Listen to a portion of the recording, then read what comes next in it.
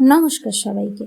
আমার শিক্ষার সফর চ্যানেলের আরও একটি ভিডিওতে আপনাকে স্বাগত জানাই। আশা করি আপনারা সবাই খুব ভালো আছেন। আজকের এই ভিডিওটিতে আমি খুব আস্তে আস্তে চুপি চুপি কথা বলবো, কারণ আজকের ভিডিওতে মেয়েদের পিরিয়ড নিয়ে আলোচনা করব। আর এসব কথা কি জোরে জোরে বলা যায় বলুন? এসব তো মেয়েদের জিনিস, ছেলেদের জানানো একদম উচিত নয়। চলুন শুরু করা যাক আজকের ভিডিও। প্রথমে জানা যাক প্রতি মাসে মেয়েদের পিরিয়ড কেন হয়। এটি হয় যখন কোনো মেয়ে বা নারী গর্ভধারণের জন্য প্রস্তুত হন। প্রতি মাসে ডিম্বাশয় থেকে ডিম মুক্ত হয় এবং জরায়ুতে একটি টিস্যু তৈরি করে। যদি ডিম নিষিক্ত না হয় তখন টিস্যু ভেঙে গিয়ে রক্তের সাথে বেরিয়ে আসে। ব্যাস, খুব সিম্পল একটা ব্যাপার, কিন্তু মানুষ এটিকে খুব নোংরা ধরে নেয়। এবার জানা যাক পিরিয়ড হলে কেন এত ব্যথা হয়। জরায়ু যখন টিস্যু বের করতে সংকুচিত হয় তখন এটি ব্যথার সৃষ্টি করে। কিছু মেয়ের ক্ষেত্রে এই ব্যথা খুব তীব্র হতে পারে এবং এই ব্যথা সহ্য না করতে পেরে অনেক মেয়ে তাদের জীবন পর্যন্ত দিয়ে দিয়েছে। সত্যি খুবই দুঃখজনক ঘটনা। সাধারণত পিরিয়ডের সময়কাল 3 থেকে 7 দিন হতে পারে।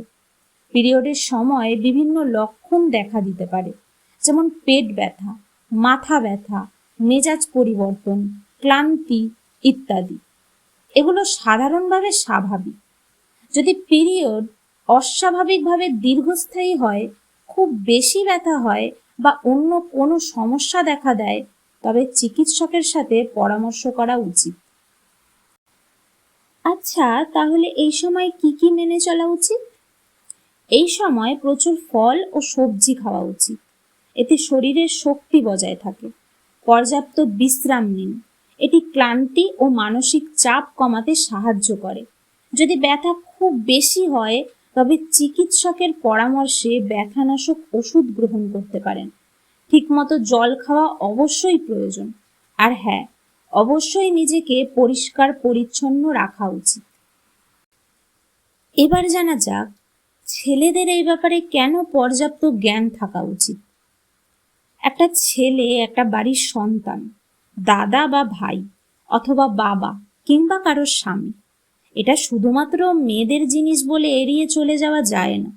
বাড়ির মা, বোন বা দিদি অথবা মেয়ে কিংবা কারোর বউ, তাদের ব্যাপারে জানা, তাদের শরীরের ব্যাপারে জানাটা একটা দায়িত্বের মধ্যে পড়ে।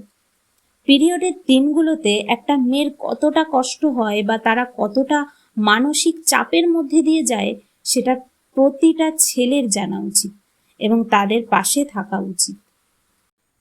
শেষে একটা কথাই বলবো, পিরিয়ড কোনো নোংরা বা খারাপ জিনিস নয়। এতে মেয়েদের শরীর সুস্থ থাকে। আর তাছাড়া যেই রক্ত দিয়ে আমরা জন্ম নিয়েছি সেটা নিয়ে মনে এত কুসংস্কার রাখাটা বোকামি ছাড়া আর কিছুই না। এক মেয়ে যার মা নেই, সে তার বাবাকে পিরিয়ডের ব্যাপারে বললে বাবা এটা তো মেয়েদের বিষয় এসব বলে যেন বোকার মতো এড়িয়ে না গিয়ে বরং বোঝান এটা খুব স্বাভাবিক প্রক্রিয়া। তার খেয়াল রাখুন, পাশে থাকুন। এই শিক্ষা কোনো বই না। একজন মা তার ছেলেকে সময় করে বুঝিয়ে বললে একটা মেয়ে একজন দায়িত্বশীল বাবাকে পাবে, একটা বোন একজন দায়িত্বশীল দাদা এবং একজন বউ একজন দায়িত্বশীল স্বামী পাবে। আজকের ভিডিও এখানেই শেষ করলাম। সবাই ভালো থাকবেন, সুস্থ থাকবেন। নমস্কার।